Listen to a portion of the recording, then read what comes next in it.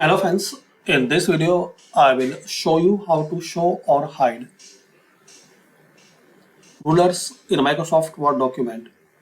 As we can see, this time is hidden. To show, click on view and here is the option ruler. Show rulers next to your document. You can see and set tab steps, move table borders and line up objects in the document. Also you can measure stuff. So to show, just click here, hide again, unselect this ruler box. So this is the way you can show and hide rulers in Microsoft Word document.